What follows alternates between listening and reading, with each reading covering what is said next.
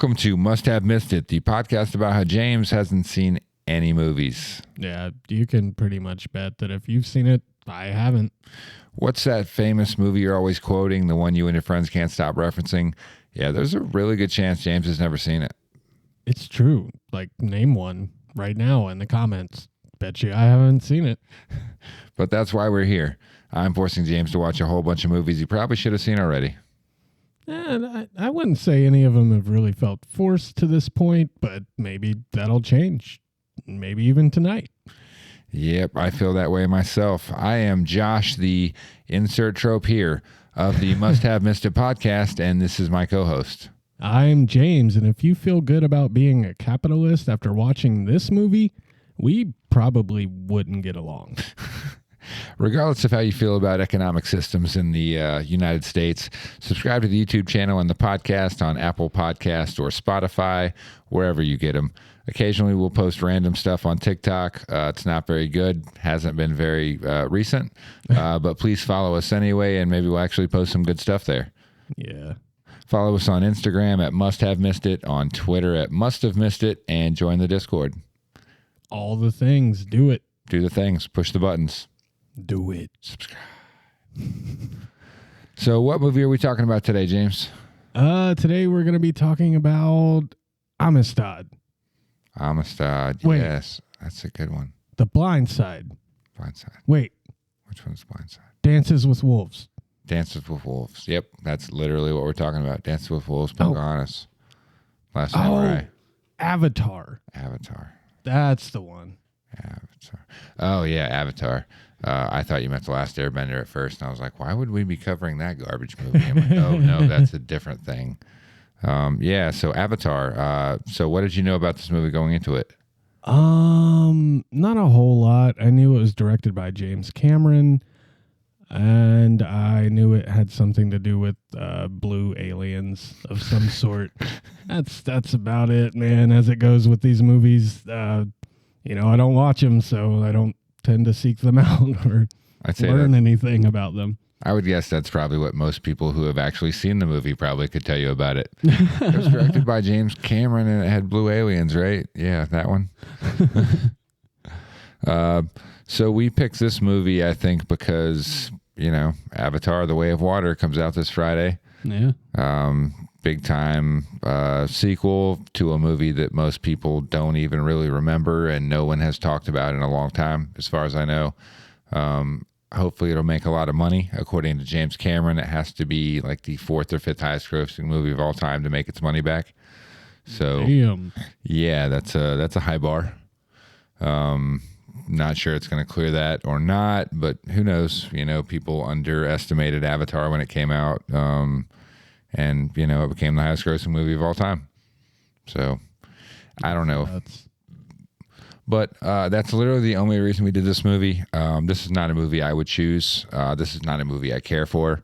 I have been kind of subtly hinting at this movie and not so subtly hinting at this movie for a few weeks now. Man, I do not care for this movie. I find it to be derivative, uninteresting. I don't want to discredit the people that saw this movie in the theater in 3D and had an amazing movie-going experience, because I'm sure it was. On a technical level, this movie is an amazing achievement. There are techniques that they used in this movie that are still used in movies now. This movie was kind of the proving ground for 3D blockbuster movies that, would people go see a 3D movie, not just as a gimmick, but because it enhanced the movie in some way, which I don't think 3D does for the most part. It probably did with this movie. There are definitely shots in this movie that I'm like, wow, I bet in 3D this was fantastic. That's one of the regrets after watching it. I was like, man, I wish I could have experienced this in 3D. Yeah. Because it definitely would have done some favors for the movie for me. Yeah. The first time I saw this movie was at home on Blu-ray or DVD or whatever. I saw this for the first time, and it just didn't do anything for me. These are not the kinds of movies that generally do it for me. Big spectacle movies, people that love the movie 300, we probably don't have a lot of favorite movies in common, I would guess. Yeah. If Avatar is one of your favorite movies, we probably don't have a lot of similar movie tastes. It's just not what I'm looking for. But we're going to spend probably an hour and a half talking about it anyway, because, we need them clicks, baby. So, on the how have you not seen this meter, this one ranks pretty high, I guess. I mean, 2.9 billion at the box office is nothing to sneeze at, until Frozen finally passed it. This was the top selling Blu-ray of all time. As of 2012, this movie had sold 10.5 million copies of the DVD. So, damn. Yeah, I mean, a lot of people have seen this movie, and I'm surprised that, you're not one of them. I just must have missed it. I don't know what to tell you. It happens repeatedly. It's good for us, I guess. Well, not this time. Usually it's good for us. This time it is unfortunately not good for us. It was rough. It was tough. Yeah. We'll get more into that later, I guess. Let me break down Avatar a little bit. It's the brainchild of writer-director James Cameron, whose previous films include the action classics Aliens, Terminator, and Terminator 2, as well as the incredibly underrated True Lies and some movie called Titanic. Titanic. He first wrote an 80-page treatment for Avatar in 1994, and he hoped to film it after he completed Titanic. It was inspired by science fiction and adventure novels Cameron had read as a child. He realized that technology at the time really could not produce the movie that he had envisioned, so he kind of was like, he'll come back to this. Started working on some documentaries and refining the technology he would need to make Avatar. In 2005, he talked 20th Century Fox into loaning him $10 million to produce a proof of concept for Avatar, which he showed to him. And, they didn't decline funding Avatar, but they weren't really ready to commit to it yet. Regardless, he spent the beginning of 2006 working on the script and developing the culture of the Na'vi people. He recruited Dr. Paul Frommer, a linguist at the University of Southern California, to create the language. Cameron also worked with designers to find the look of the Na'vi, and effects studio Weta Digital signed on to help with the visual effects. All throughout the process, Fox was still non-committal toward Avatar because Titanic had run significantly over budget. Titanic made a lot of money, but not as much as it could have made if it had stayed on budget. Eventually, the folks at Fox told Cameron they were going to pass on the movie, so he took it to Disney, who agreed to make it. But as soon as Fox found out that Disney was willing to make it, they activated their right of first refusal and got the script back. Of course. And they found another production company, Ingenious Media, that was willing to split the cost with them, so they decided to fund it. Gave it a production budget of $237 million, with another $150 million set aside for marketing. Final estimates from some sources put it closer to 280 to 310 for the total budget of the production budget of the movie. But, Fox swears it was 237, hard 237. Avatar has fairly obvious themes of environmentalism and anti-imperialism. Cameron was not shy about admitting that some aspects of Avatar are direct criticism of the U.S. involvement in the Iraq War. However, he was adamant the film was definitely not anti-American. The look of the Na'vi was supposedly inspired by a dream Cameron's mom had, in which she saw a 12-foot-tall blue-skinned woman. He thought it was a cool image, so he decided to use it in this movie. He had written it into one of the first scripts he ever wrote in the mid to late 70s, 76, 77. I don't think that movie ever got made. But he used it again in this. He also felt that in order for the romance between Neytiri and Jake to be realistic, Neytiri would have to be attractive to the human version of Jake. That's partly why his team of artists was all male and obviously all furries. The cast for the movie includes Sam Worthington, an unknown at the time Australian actor who was living in his car, as Jake Sully, a paraplegic former Marine filling in for his dead brother in the Avatar program. Also, the white Na'vi Jesus. Stephen Lang as Colonel Miles Quaritch, a real asshole, head of security for the mining operation on Pandora. Sigourney Weaver as Dr. Grace Augustine, head of the Avatar program, alien English teacher, and a take-no-shit badass. So basically Ripley with a doctorate in biology. Michelle Rodriguez as Michelle Rodriguez. As Trudy Chacon, one of the few good humans and a very capable pilot. Giovanni Ribisi as Paul Reiser's character from Aliens, whose name in this movie is Parker Selfridge. Joel David Moore as Dr. Norm Spellman, a scientist who understands the Na'vi and is actually supposed to be there, unlike Jake. Dilip Rao as Dr. Max Patel, a scientist in the Avatar program and the other human who doesn't suck. Zoe Saldana as Neytiri, the future Sahik of the Omaticaya tribe and Jake's Na'vi tutor. CCH Pounder as Moat, Neytiri's mother and current spiritual leader of the Omaticaya. Wes Studi as Atukan, Neytiri's father and chief of the Omaticaya. Laz Alonso, you may know from The Boys as Mother's Milk, plays Sute, the Omatikaya's fiercest warrior and the chief's chosen heir and Neytiri's betrothed. There are going to be some mispronunciations, and you guys are just going to have to deal with it. Because have you watched this movie? Yeah, once we get into the swing of it, we'll be fine. It's just right now, first time we've said these words in a couple minutes at least. So it happens. The movie was filmed using a version of the 3D Fusion camera system Cameron had developed with Vince Pace, in addition to different filming techniques, different filming technologies created for this film.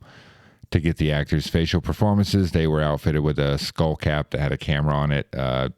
This could translate 100% of the actors' performance to the digital characters. Weta Digital at one point had over 900 people working on Avatar, but in order to complete the movie on time, several other digital effects companies, including ILM, Industrial Light and Magic, had to be brought in to finish preparing the VFX. The score was composed by James Horner. This is his third collaboration with James Cameron after Aliens and Titanic, both superior movies.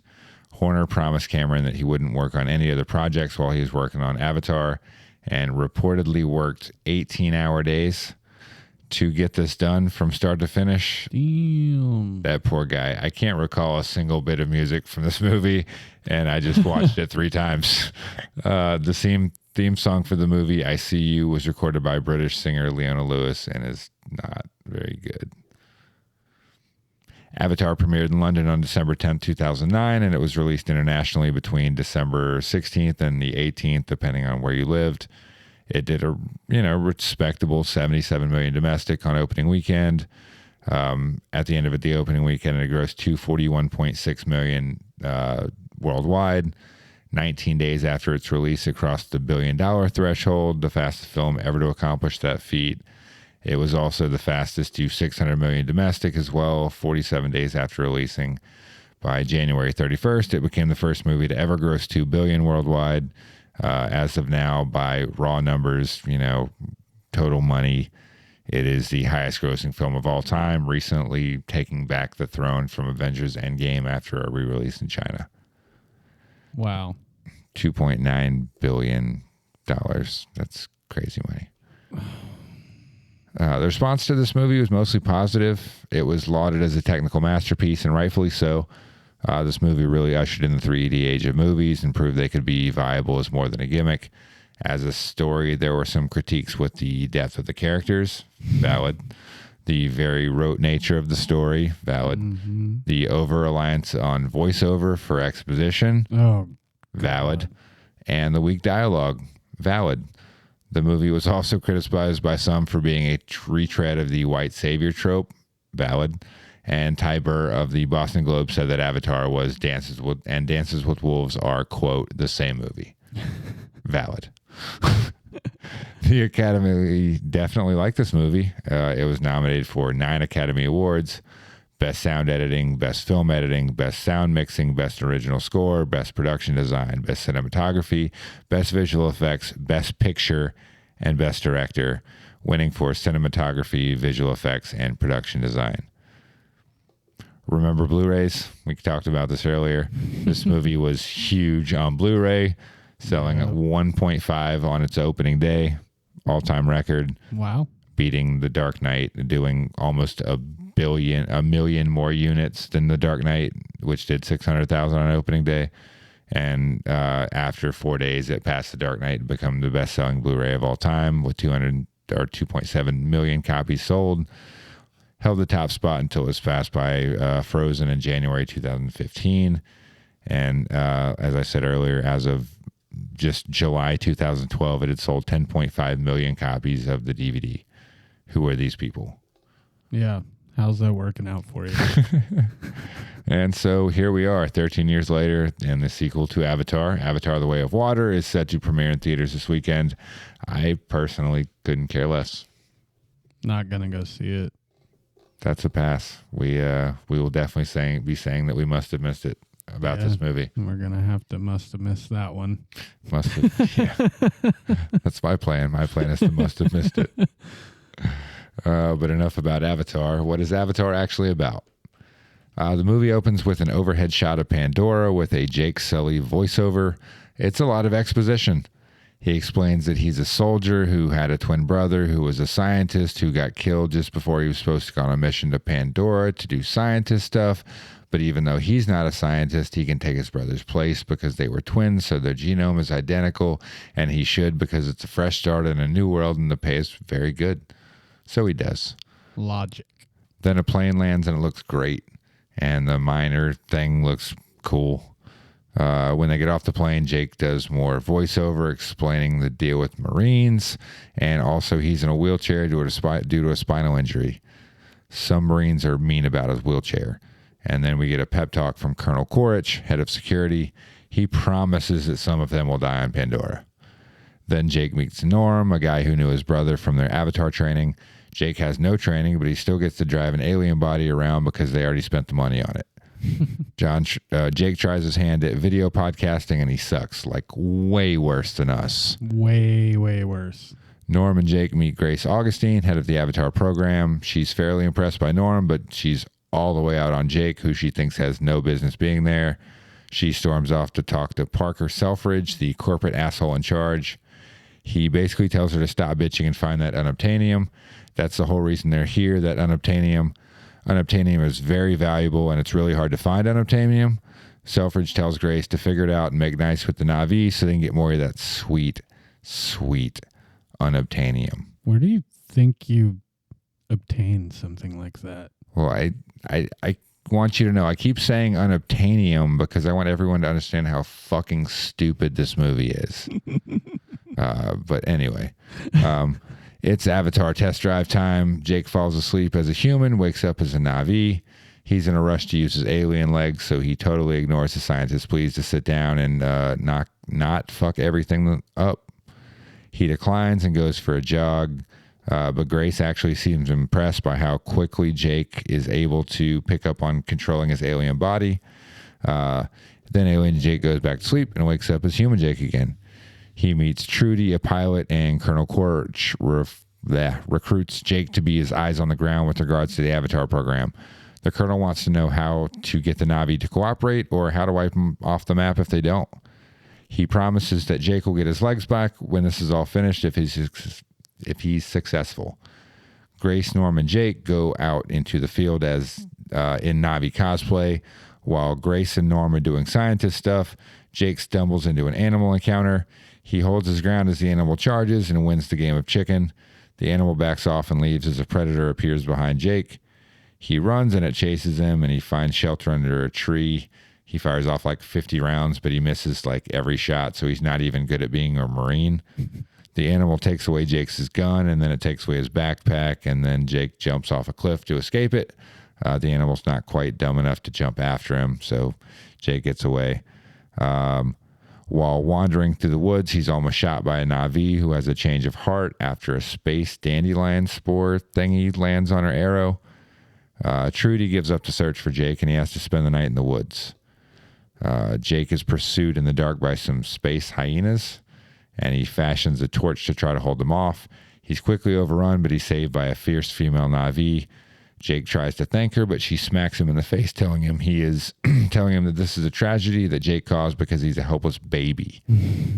He asks why she saved him then, and she explains that he has a strong heart, but the mind of a child. She tries to dip, but Jake basically stalks her as she repeatedly tells him to leave until she has another change of heart when he gets swarmed by more of the space dandelion spores, which are actually called seeds of the sacred tree. Jake follows her, and they are soon surrounded by more Na'vi, who are all pretty hostile until the female Na'vi that we know tells the others that there has been a sign. They're escorted to the village, and Jake is taken to the guy who I guess is the chief, whose name is Etukan. When I heard him talk, I was like, oh, dope, that's West Studi. He attempts to shake Etukan's hand, which the Na'vi interpret as a threat, but then Etukan's wife, Mawat, shows up, and it seems like she's the important one here. She is the one who interprets the will of the EYWA, the Sahik. After questioning, the Sahik decides that her daughter will teach Jake the ways of the Na'vi. Jake heads to bed, and Na'vi Jake wakes up again as human Jake. He gives Augustine the download off screen, and Norm is clearly disappointed that he is not the chosen one. He also fills in Selfridge and the Colonel, who reveal that they want the Na'vi gone to get that sweet unobtainium that's directly into their village. Unobtainium. How do you get something like that? You can't. It's impossible. It's such a stupid fucking name. Unobtainium. Ultimate MacGuffin. Jake. Go ahead. I don't get the reference. Jake is given an ultimatum and a timeline. Get the Na'vi to go somewhere else, or the Colonel will. They give Jake some basic info, including the name of the female Na'vi he met, Neytiri. He goes back in the tank as human Jake and wakes up as Na'vi Jake. Jake has a riding lesson with Neytiri, and the way you bond with the alien horse thing that's pretty weird, man. Highly questionable. Yeah, anyway. He falls off the horse thingy right as Sute shows up, and Sute starts talking that shit. Back at the base, Max sees Jake giving information dump to the Colonel. To get away from the Colonel and Selfridge, Jake, Norm, Grace, and Trudy fly up to the Hallelujah Mountains, the, quote, legendary floating mountains of Pandora, and Norm is fanboying hard. He sucks, by the way. Right now, anyway. Jake explains the voiceover that Grace knows that he's talking to the Colonel, but she needs him to be her way back in with the Na'vi, so she has no choice but to deal with it. Neytiri gives Jake a lesson on the Ikran. They are the Targaryen dragons of the Avatar universe. Once bonded, it won't take another rider, and to become a hunter in the Na'vi culture, you have to bond with an Ikran. We get another voiceover and montage of Jake's Na'vi level up. Grace gets allowed back into the village, and Norm finally stops being such a douche. Neytiri decides that Jake is finally ready to claim his dragon, so he climbs up to the floating mountains to find his Ikran. After almost falling to his death, he makes the tsaheylu with the Ikran and solidifies the bond with his first flight. Neytiri joins him, and then we get a flying montage. It all looks very nice. Money well spent. They're pursued by an aerial predator that Neytiri later tells him is called a Torek, which means last shadow. Neytiri tells Jake that her father was Torek Makto, one of only 5 Na'vi in memory to ride a Torek, and he was a great leader of the Na'vi people. Jake wakes up again, not sure which of his lives is the real one. He's confronted by the Colonel, who wants to know why he hasn't reported in 2 weeks. The Colonel's ready to move on the Na'vi and take them by force, but Jake isn't ready to give up yet. He's only one level up away from being a member of the Omaticaya clan, and then he can convince them to move somewhere else. The Colonel isn't happy about it, but he tells him, hurry the hell up. At Jake's ceremony, he is declared a member of the clan. Neytiri takes him to the Tree of Souls and tells him that he now gets to choose a woman. She suggests several before Jake tells her he has already chosen her, but only if she chooses him, which she does. They are now mated for life. Jake falls asleep, and before he can get downloaded back into his alien body, Neytiri has to save him from being crushed by a bulldozer thingy. He wakes up and tries to get the corporate machine to stop, but Selfridge orders the driver forward. Jake climbs up on top of the machine to destroy its cameras, allowing the colonel to later identify him from the footage, which is not what you want.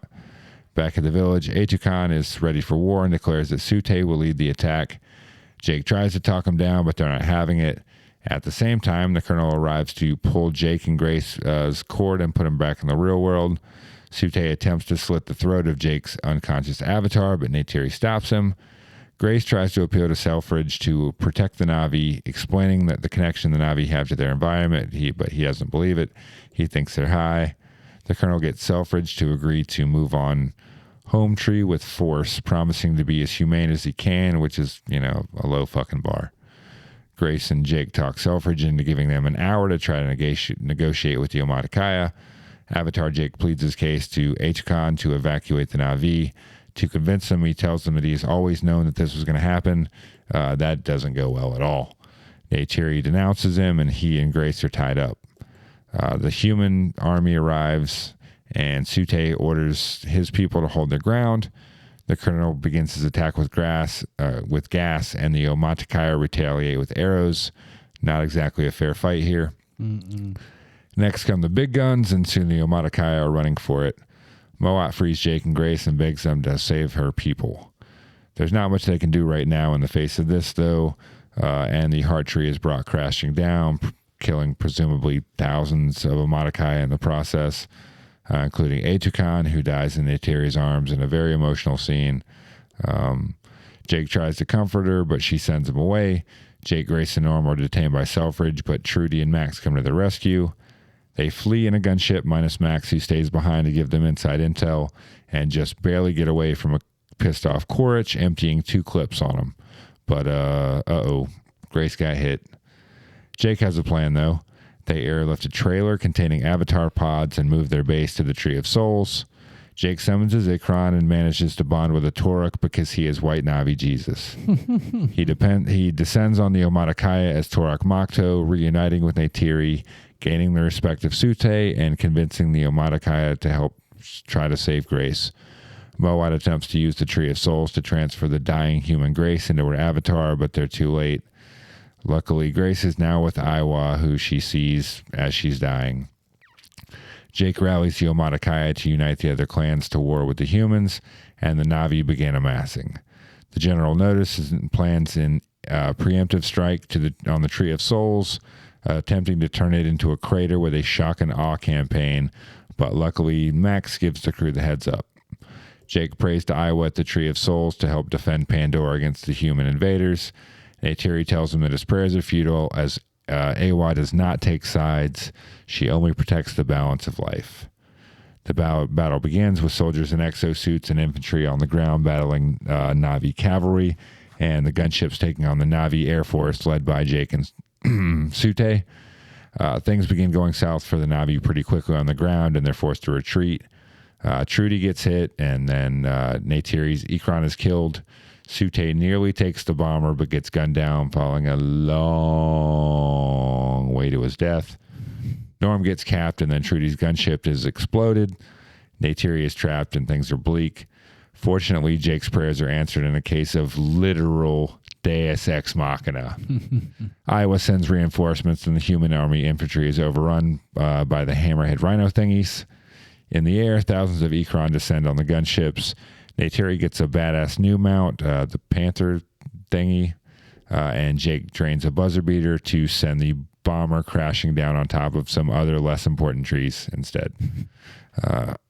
He also managed to destroy the colonel's gunship, but the colonel does not die because the movie requires a direct confrontation for it to conclude.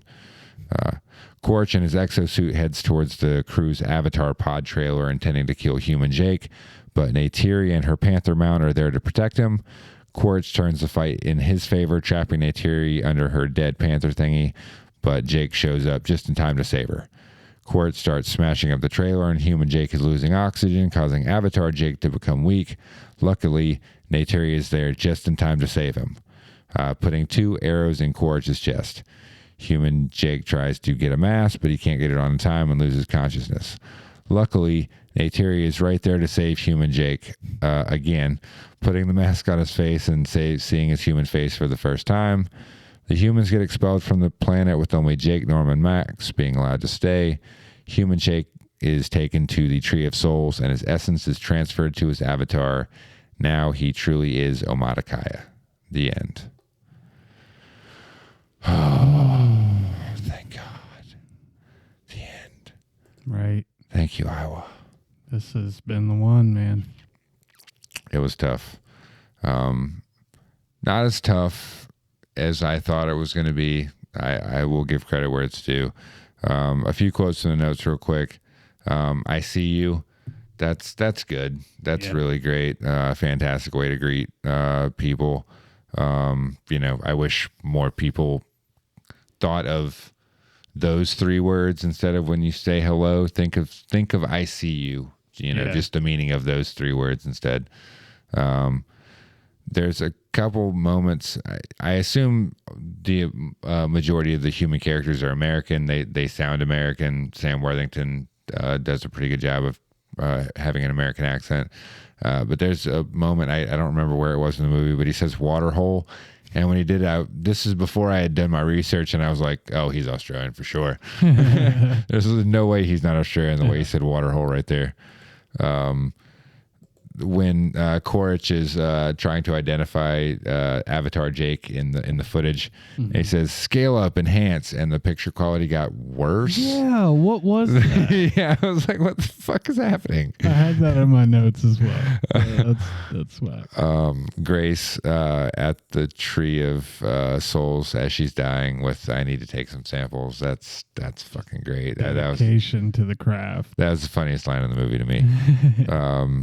The Jake speech when he descends his Torque Mokto at the end, I think he says, this is our land, I think is what he says. Yeah. But I was thinking of the Bill Pullman, I think it's Bill Pullman, Independence Day speech in, what's the movie?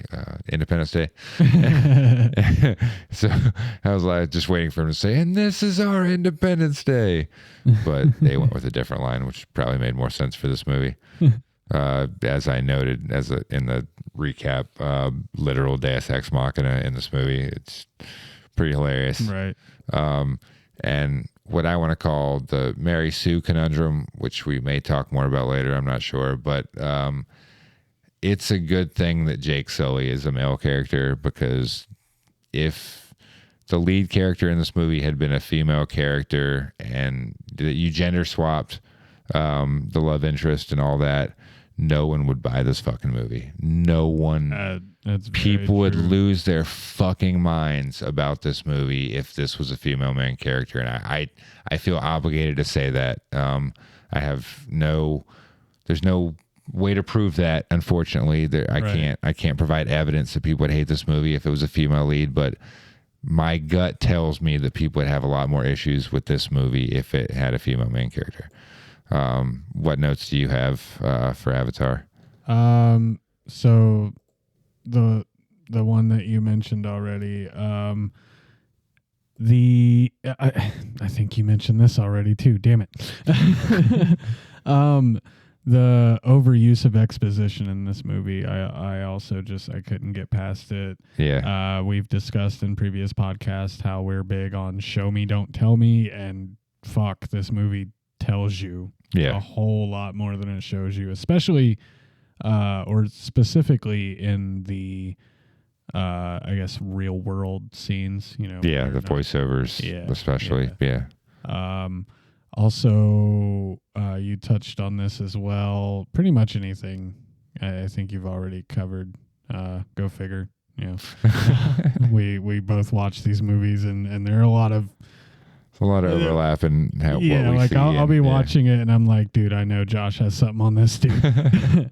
I typed the first 15 minutes of this movie was kind of ableism, the movie. Yeah, I agree. Yeah. They were really giving it to him. Right. Like, yeah, we get it. You're in a wheelchair.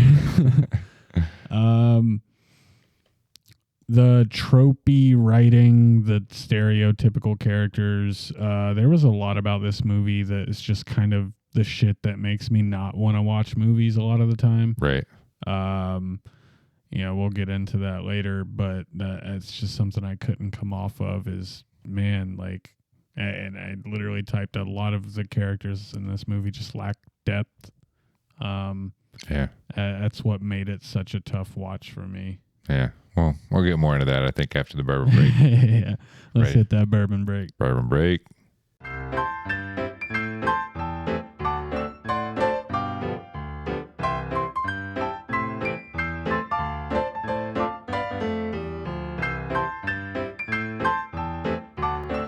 And we are back. So, James, how did you feel about Avatar, and how did Avatar make you feel? Man, I didn't really like it. There were scenes that made me feel some real emotion. I think you mentioned a couple of them already, but there's the death scene with Etukan. Yeah. The death scene with Grace. Yeah. The scene where Jake Sully comes and gives his speech and the rallies. Torque Mocto. Yeah, that was pretty emotional. Not gonna lie, those three scenes got me a little teary, not full tear, but it just kind of in the chest. Made me feel.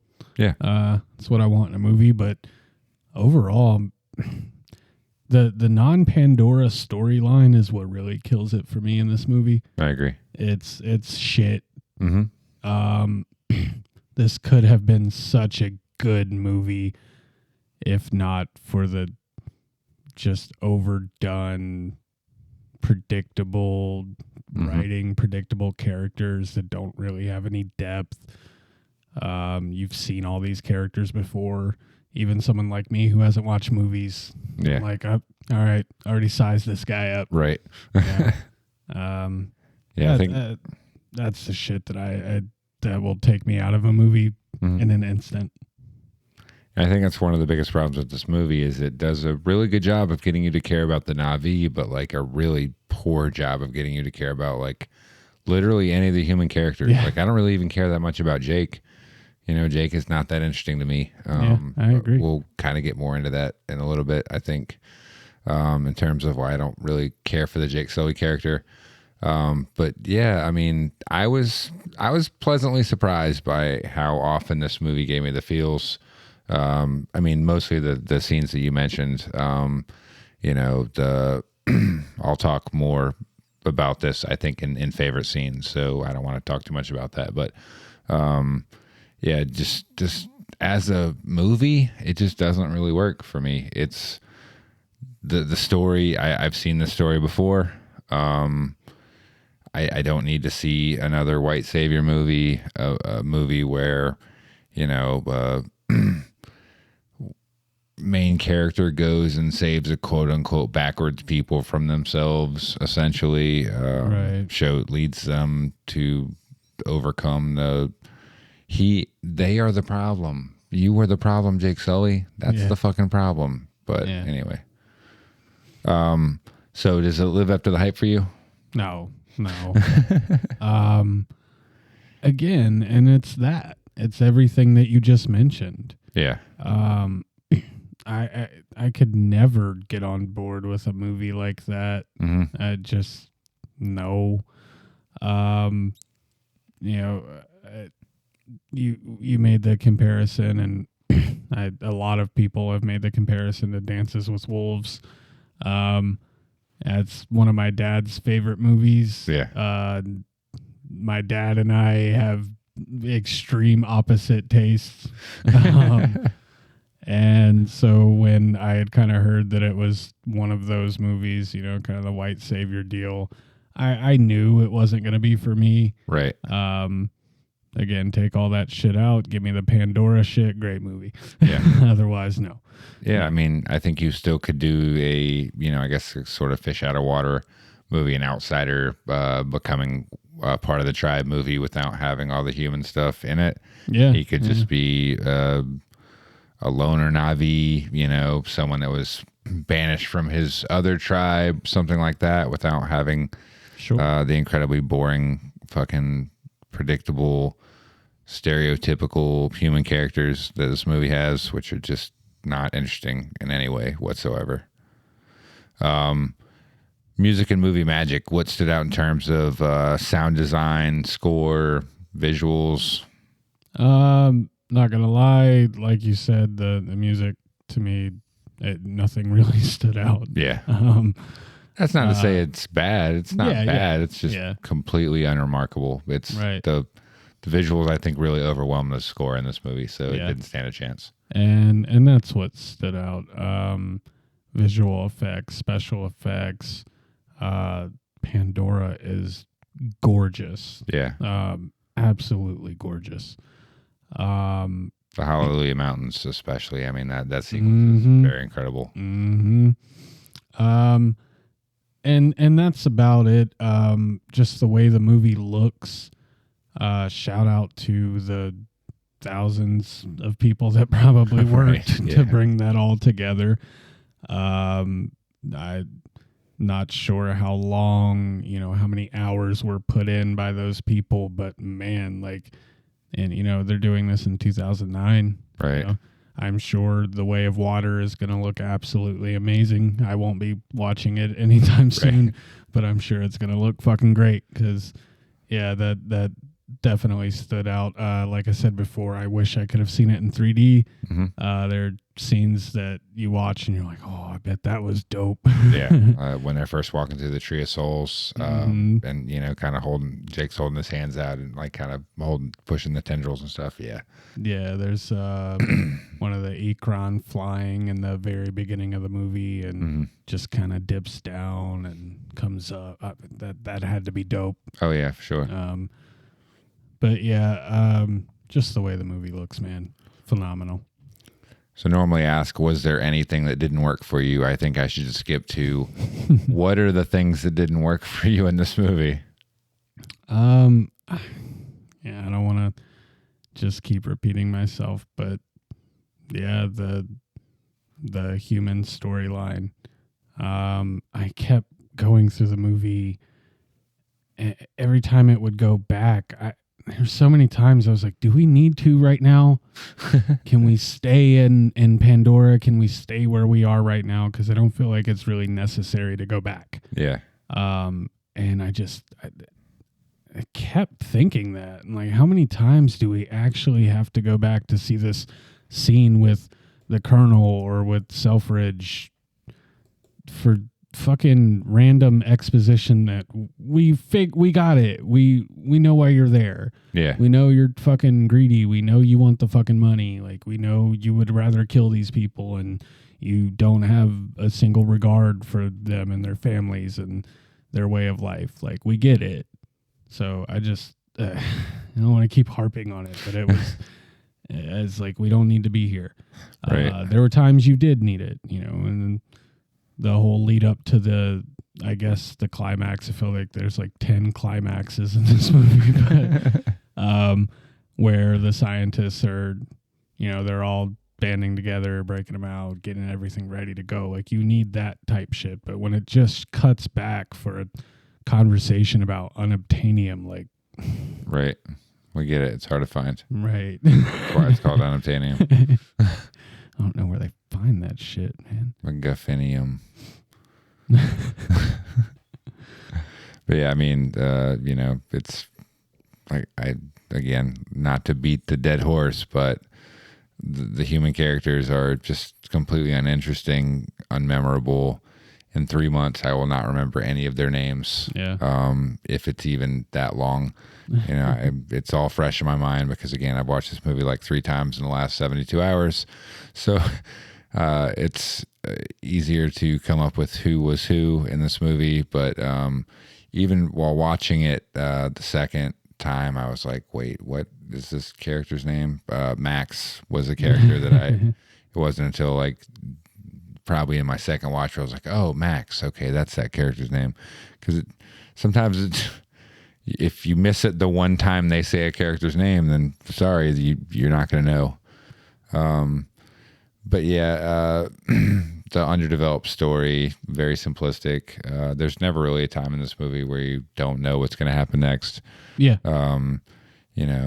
Everything being very predictable, the dialogue being I'm not going to say it's George Lucas level, but it's not a huge step above that in terms of simplicity.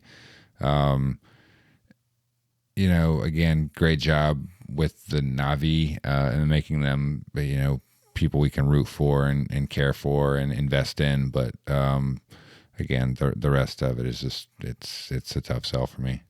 Yeah. I guess that's enough negativity. I guess we can get into award season.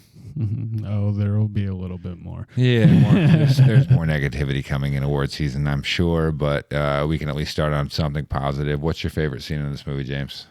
Here we go. Let's hope there's not a lot of overlap, but there will be.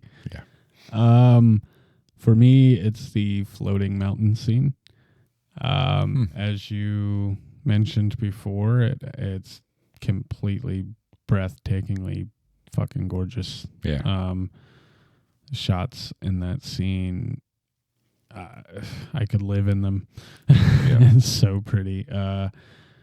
Just from you get the like they're standing under looking up at the mountains. That's phenomenal. When they're kind of not tightrope, but kind of tightrope walking across the big vines, the waterfalls. I mean, it's just everything about it. Like, I wish I could just explore Pandora. I think that would bring me so much joy if we're able to go to a place like that. It's so fucking pretty. But there is one thing that, like, I was like, it's almost not going to be my favorite scene because of this one thing. And it's Jake letting out a motherfucking oorah. Yeah. As he's like looking and there's the voiceover exposition of him talking. I mean, that almost killed He's a Marine, right? It's to be expected. Fucking the pandering on Pandora from fucking James Cameron. It also leads into Jake getting his Ikran. It's kind of a different scene. Yeah. But that's also an enjoyable segment if you want to kind of mash it together. Yeah. But it's more about the shots and how pretty it is. You get some of the shouting from the Na'vi that are with them. You just feel the environment. You feel, it's great. Yeah. What's yours? I have two that I can't really decide which one's my favorite. So I'm going to go with both of them. I have a lot of bad things to say about this movie, so let me show some love where I can. The first one is it's tough. It's not my favorite scene because it makes me feel good. It's my favorite scene because it's the one that really makes me feel, and that's the hard tree destruction scene. Especially the aftermath, the Omaticaya looking like they're in physical pain when the tree is destroyed. I mean, that's very moving. Neytiri, of course, mourning Etukan is just heartbreaking. I mean, I'll talk more about this in a few minutes, I'm sure.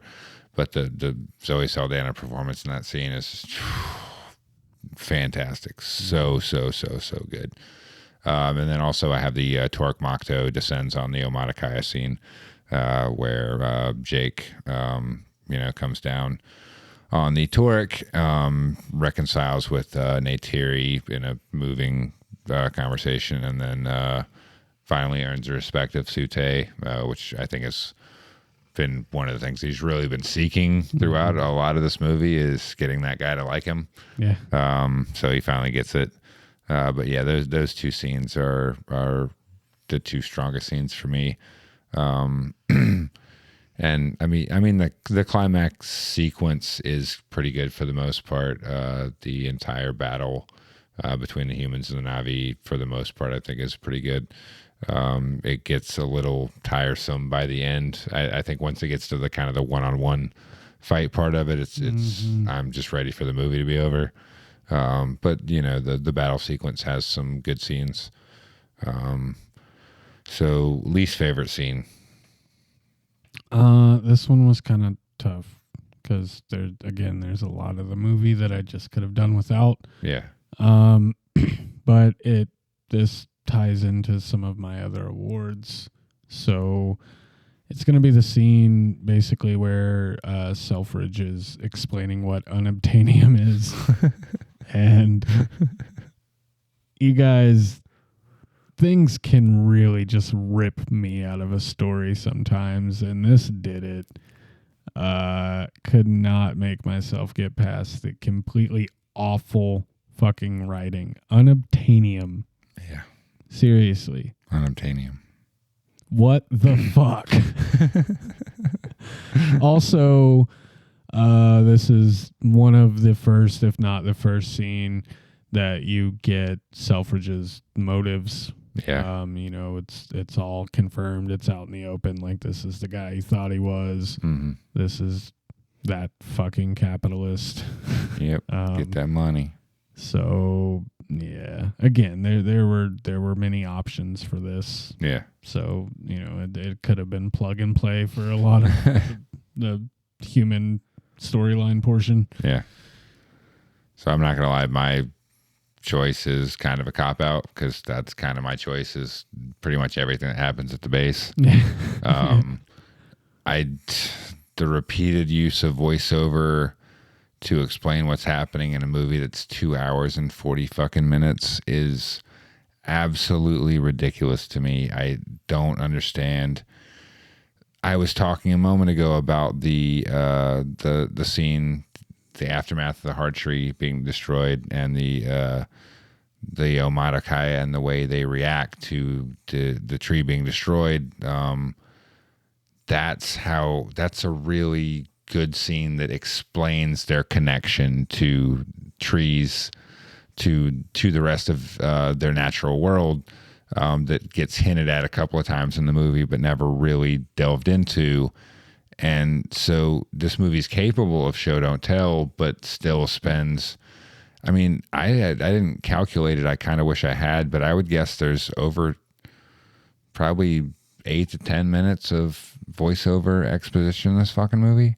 It's crazy. Like, come on, man. That's the thing. Like, voiceover can be okay if it's, relevant self-reflection or has something to do with the story and moving it forward, but it's not. It's just exposition. And it's just things that I feel like are put in there for the people that watch movies that have a quarter attention span while they're watching it. Right. Like, oh shit, what happened? Oh, okay, he's telling us right now. Okay. Like, get out of here with that shit. Like you said, especially in a movie with that runtime. Like, what's the point if you're going to spend that time just telling? So, yeah, I'm with you on that. Favorite character? Who's your favorite character in this movie? Man, we better have the same one. I feel like we have the same one. I'd be shocked if we didn't. It's Neytiri. It's Neytiri. Yeah, I'm not surprised. She's she's the heart of the movie. I think there's, that sounds like I'm taking away from some other characters in the movie that have heart. But for me, she's really has it all. She's a great fighter. She's a deeply passionate person. I think even with all these people that, like you said, are deeply connected to their place of birth, their place they live, she seems even like a step up from that. So, someone like that is easily going to win me over.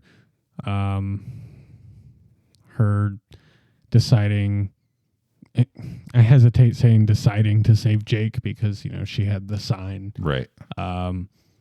But, someone could have still made that decision to not save Jake in that situation, and she decided to do so. Right. Well,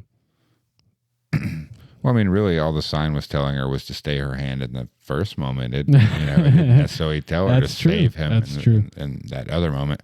That's true. So that was pretty much a personal choice. And that's a courageous thing to do. Yeah. She has a lot of qualities like that I dig. She'll come up again. Yeah, I have a feeling she will.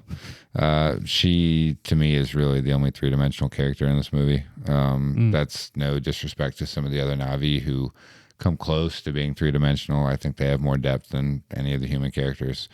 Moat, Aja Khan, even Sute, I think are more interesting than Norm. I mean, Grace is okay as far as the human characters go. Selfridge, fucking, I mean, you know, you don't get a lot of Max, but I mean, when you do, you don't get a lot of Max. You know, you don't know anything about him. Yeah. So yeah, it's the obvious choice. I don't think there's really another choice in this movie. Least favorite character, who do you have? Colonel Quaritch. Yeah, I thought you might go that direction. It's partly because I want to have a different least favorite character than I do toughest hang. Mm-hmm. This was in between two people, but I really didn't enjoy his character.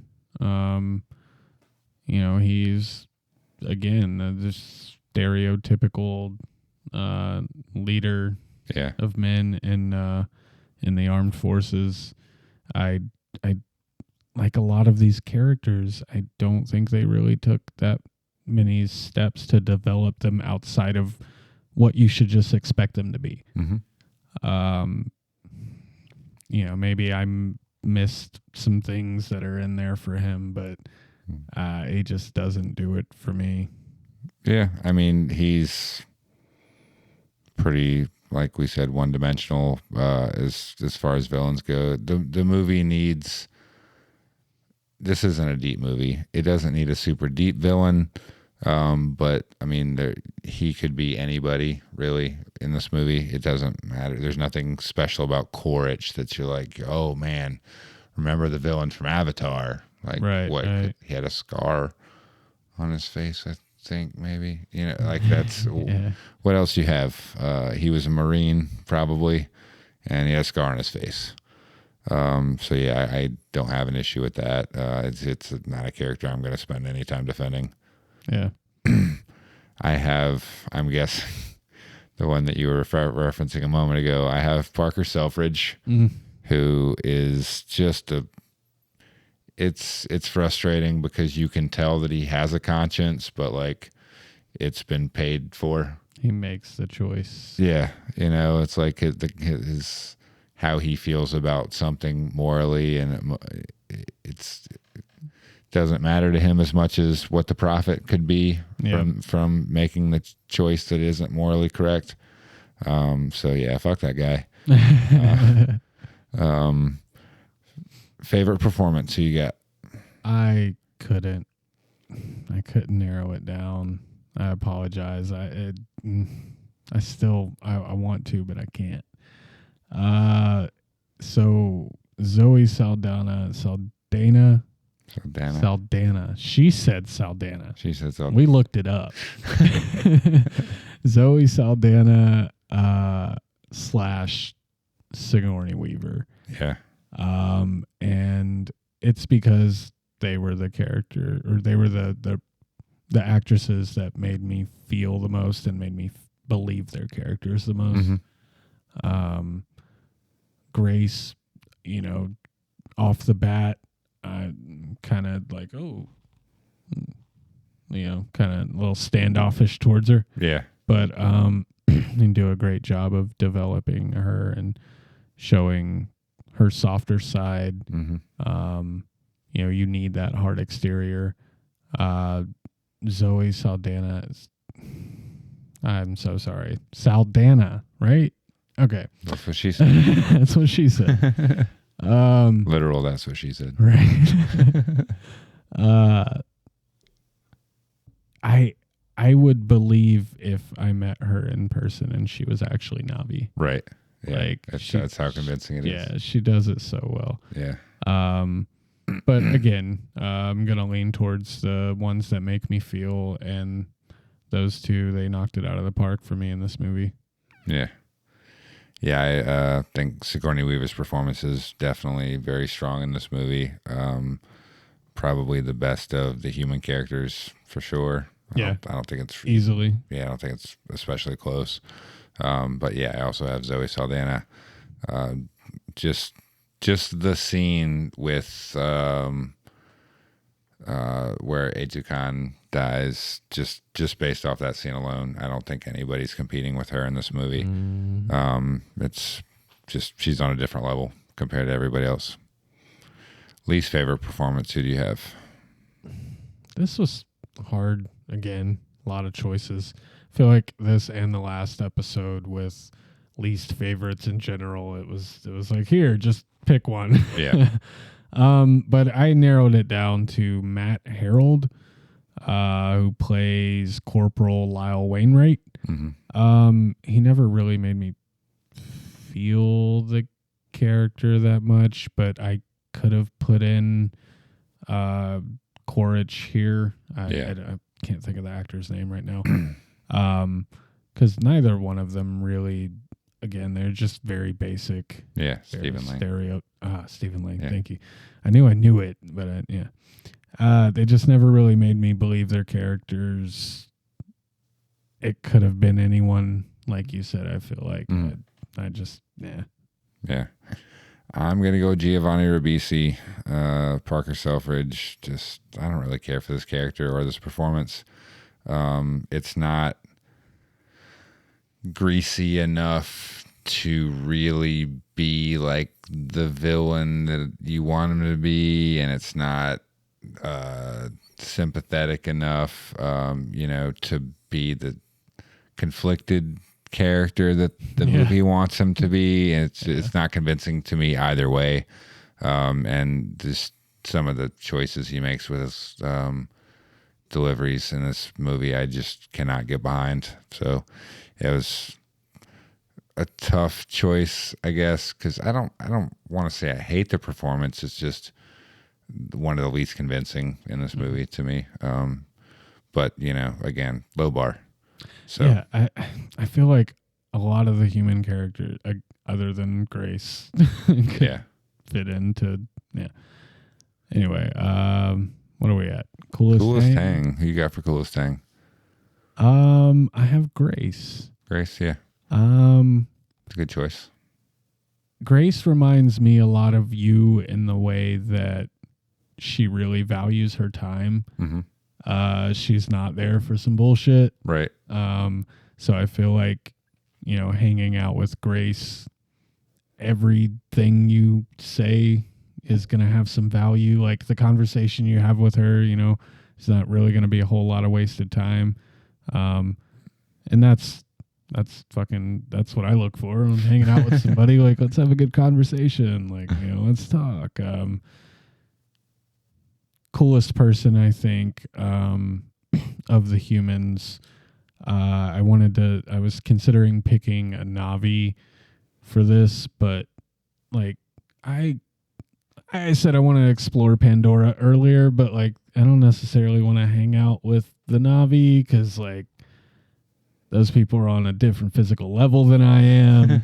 I don't know if I could keep up doing all that shit. Like, let me hang around for all the ceremonial stuff. That's cool. Yeah. But like, I'm not doing all that other shit. So it's Grace.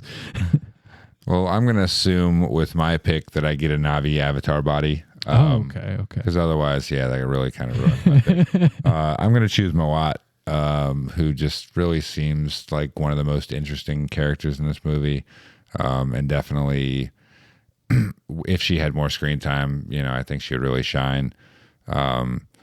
Probably has great stories. I mean, I just imagine the stories that she could probably tell you about the Omaticaya people.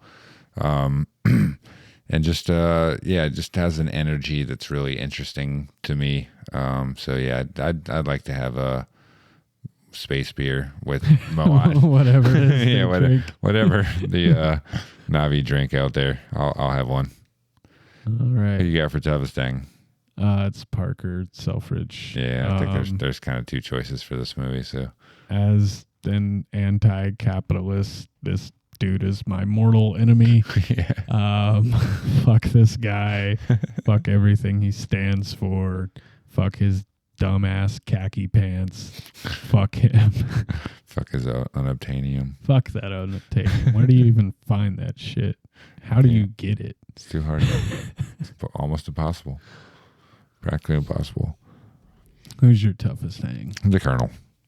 Yeah. I mean, there's just no way I could ever share a room with this person and exchange words in a pleasant manner. We are entirely too different. We have very different ideas about how humans should behave in general. Very different mindsets about outsiders.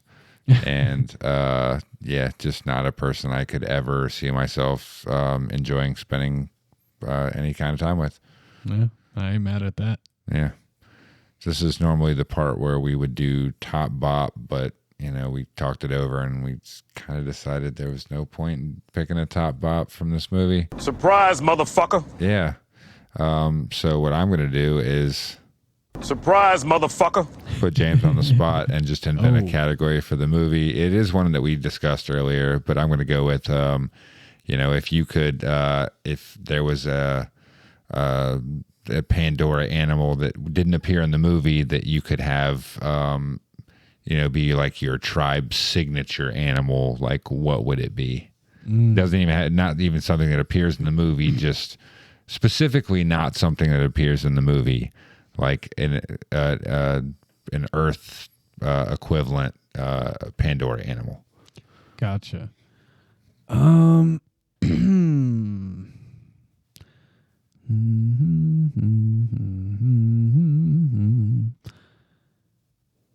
want to say thinking of a marine animal, but shit, there might be something like that in the sequel coming up. Yeah. You'd still have to be able to go underwater and stay underwater, like bonded to it. So yeah, I don't know what their underwater breathing capabilities are. But then you're pretty limited if you do that. Like you're limited to the sea. Yeah. Ooh. I think what would be dope is like a Pandora version of an orangutan. Yeah. I think it would look sick as fuck. Like a 6-legged monkey. I think it would be like a really dope companion. Yeah. As a Navi, like walking around with this fucking ape. And they can kick ass. Like, could you imagine the panther thingy? Mm-hmm. I mean, how fierce does that thing look? Right. Just imagine, he's got this crazy fucking hair. Yeah. It looks like he just snorted a bunch of fucking Adderall and he's coming to kick ass. Oh, I'm loving it. That would be so fucking dope. Yeah. That's pretty fun. Definitely not something I'd want to stare down in combat, that's for sure. Yeah, dude, intimidating as fuck. Yeah. What you got? Man, now I know that I could at some point be staring down an army of fucking space monkeys. Apes, technically. But yeah. Ooh, that's rough. The meest part of me wants to say giraffe, not because it's in no way practical and would not necessarily instill fear in any of my enemies, but just because I'm a big fan of giraffes. So I guess I'll go with the other meest pick there is, and I'll say elephant. Ooh. I don't know if it. I mean, they already kind of have a port there that you could connect to. Just an Earth elephant already has kind of a port you could connect to. I don't think the elephant would appreciate it much, but you could do it. But yeah, I mean, elephants can be fierce and intimidating creatures, but they're also gentle and intelligent. They have complex social dynamics and relationships, and have a long memory. And so, yeah, I'm big fan of elephants. So, especially with the way that nature and memories are transmitted and things like that. If for some reason the Tree of Souls was ever destroyed, that could be an alternate means by which Navi, who's, I don't know what their lifespan is, but elephants live a really long time, could help pass along memories to future generations and things like that. So seems cool. That would look dope too, like a herd of Navi with on elephants. elephants. Yeah, fuck yeah. Get out the way, y'all. So best fit. What's your pick in this movie for best fit? Not a lot of real choices here. Yeah, I went with the Natiri war paint. Specifically the design on her face, like the colors that were chosen I think are really dope for it. It's like green, black, yellow. Just gives her such a fierce fucking look, and she already has this fierce personality. Like I don't know, it was tough. A lot of the Na'vi are dressed pretty much the same. They have their war garments, but even those are pretty similar, right? For whatever you are in the clan. So it was kind of tough. And then all the human characters, I mean, whatever, pretty much wearing the same stuff. Basic ass clothing. Yeah.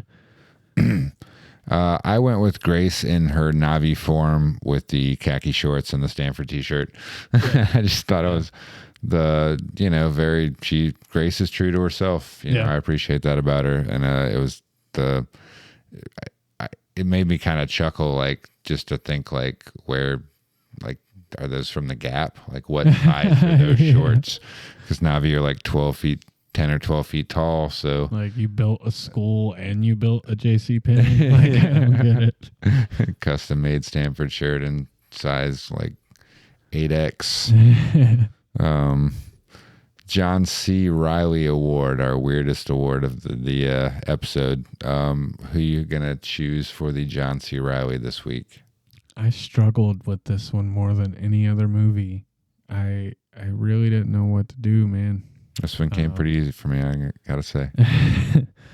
I ended up going with Corporal Lyle Wainwright.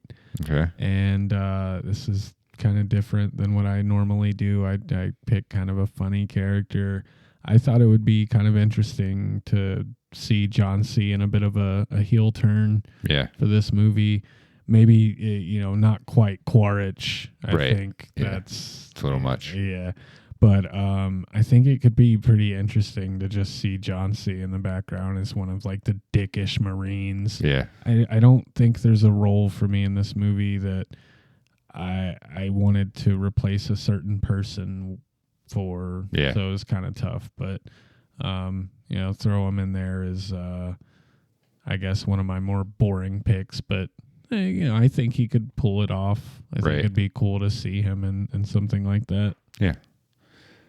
Yeah, I picked, I guess, kind of similar to the Knives Out pick, a role that, is prominent enough that you'll see this character regularly, but not so much that it overtakes the movie in any way. I did also, I guess, for my honorable mention, I'm going to choose Selfridge.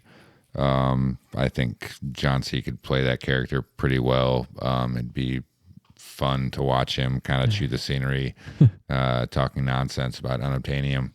But I ended up going with Norm. I think Norm is the perfect John C. in this movie. Again, just enough that you see him often, but not so much that he overtakes it. And the role, John C. role that I think of when I think of him playing this part would be kind of his character from Kong Skull Island, which in the movie he plays a character that got stranded during World War II, and then it's been 30 years since he ended up on the island before somebody else shows up, and so he's kind of a little eccentric, to say the least. Yeah, and it'd be really fun to see him play the Norm part in that style. I don't know why he would do that, but it would be fun for me. If I was directing it, that's what the direction I would give him. So we've come to the Zombie Apocalypse Survival Team member. We'll start with our zombie summary. James, recap your Zombie Apocalypse Survival Team so far. All right. So I have Professor Rubius Hagrid from I know, wild shit. Hagrid from Harry Potter and the Prisoner of Azkaban. I have Jim from 28 Days Later. I have the one and only extraterrestrial, E.T. from E.T. And I have Marta Cabrera from Knives Out. All right. My team right now is Buckbeak from Harry Potter and the Prisoner of Azkaban, Selena from 28 Days Later. I have Michael Taylor from E.T. and I have the one and only Benoit Blanc from Knives Out. The regurgitative reaction to mistruthing. So James, do you have your coin flip app ready and loaded? I do. You Because I think have that's gonna a be feeling we're going to need that in just a moment. All right. We might as well go ahead and count this one down. All right. So zombie apocalypse survival team member in 3, 2, 1. Neytiri. Yeah. No surprise. All right. I think I flipped the coin last time. You want to do the honors? Yeah, I guess I'll flip and you call. All right. Let's go with heads. It's bouncing. It's still bouncing. It's spinning. It's doing We got a spinner and it's a motherfucking heads. Oh, Fuck, James, I 2 for 2 on the coin flip. kind of wanted to lose. Oh man, that's unfortunate. Fuck. Well, You want to reveal who your alternate would have been? yeah, because I mean, I wanted think. You guys don't know this about me, but I'm like a team player. Like I want things to even out. I really wanted to lose that one. I wanted you to get one. But my alternates were Sute and Grace. But that brings up an interesting question. Are we allowed to pick deceased characters? Yeah, I think so. Because I don't think that's not as the come up. deceased version. I wouldn't take the deceased version of Grace. Right. I think it'd be a terrible choice, especially in a zombie apocalypse survival scenario. I found it odd because I was coming up with my alternates because Neytiri, but Yeah. I was like, I don't think it's ever come up where my alternate is someone who ended up dying in the movie. In the movie, yeah. So, That's interesting, yeah. yeah. It's not something I had considered. I guess that's what you were referring to earlier when you're like, we'll just wait until it comes up in the podcast. Yeah. Okay. Yeah, it's not something I'd ever really considered, but yeah, I guess. I feel like you should be able to. I mean, they're still who they are. Yeah. I mean, I saved them from death and pulled them out of that movie. yeah. And brought them to my zombie apocalypse survival team. I guess that really leaves me no choice but to take White Navi Jesus. The problem with taking characters like this is if you paid attention to this movie, Jake was fine, man. He survived it. Almost all the other characters who helped him in that final battle died. There were a lot of casualties. Yeah. I mean, Norm lives because he wasn't actually a Navi. If Norm was actually a Navi, he got shot down in the battle. Yeah. Trudy gets exploded. Sute falls 1,000 miles to his death. Neytiri would have died if not for literal Deus Ex Machina. So yeah, it's They lose the tree. Like they lose so much. Yeah. That even that they were saved. Right. It's like, fuck. I think it's, don't get me wrong, it'll be useful to have Torque Mokto on my team. I'll take it. But it's not who I wanted. Neytiri is the all-star of this fucking movie, and I really wish she was on my team. But in lieu of that, I'll take a character that I have issues with as a character, but this isn't about that. This is about surviving a zombie apocalypse scenario, and it will be good to have a guy like Jake on the team. So we're okay, I guess. And we've come to the last award of the episode, which is MVP. James, who's your pick for MVP for this movie? I don't have one. I have a lot. Wow. For me, it's going to be everyone involved in the art department, everyone involved with visual effects, everyone involved with special effects. Yeah. Just that whole team of people that brought this movie together to look the way it does. Because without that, I don't think it has that many legs to stand on. Right. Oh, yeah. I actually went through the list. I was trying to find like some higher up people in these departments to be like, this director of this, and I'm going through the list and I'm like, there's too many names here. There's hundreds of people that came together to make this shit work. So shout outs to them. They're the real MVPs. For sure. I went with a more basic pick, the obvious basic pick. I think I chose James Cameron. Props to him for one, understanding after Titanic that it was not a movie that he could make then. Two, for helping to design the technology that eventually was used to make this movie and is still used to make future movies.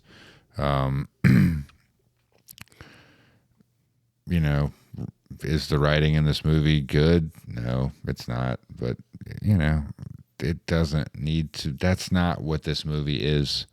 That's why I tried not to savage it too much during this podcast, because I understand that this movie is not trying to be fucking The Silence of the Lambs or, something like that. It's not trying to be a clever movie. That's not what it is. Yeah. It's trying to be spectacle with a little bit of, an environmental message, anti-war message, and just really kind of push the limits of what a movie can look like.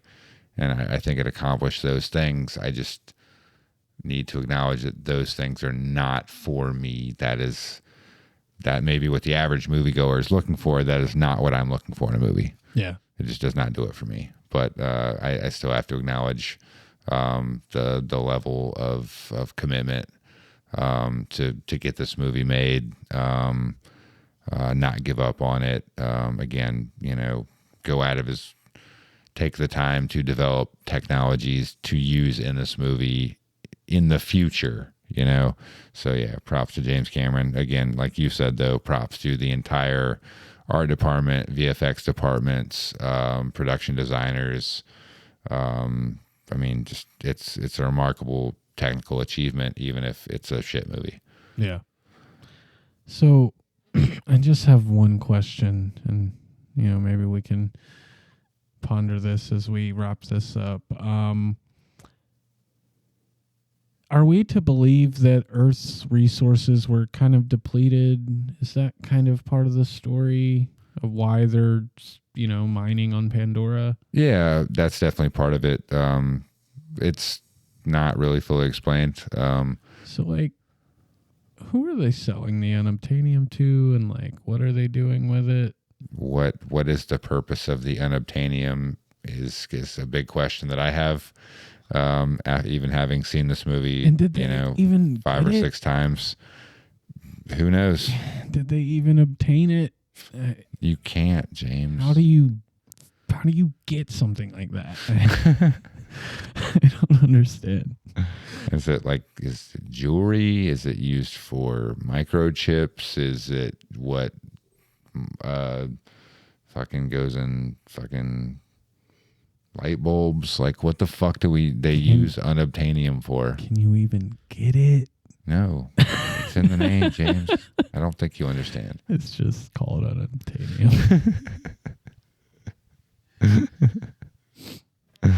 Oh, do you have any closing thoughts about Avatar? I don't want to do it again. Yeah. Thank you. Good riddance. It was a movie. I'm glad we did it. I'm glad we don't have to dread doing it anymore. Yeah, for sure.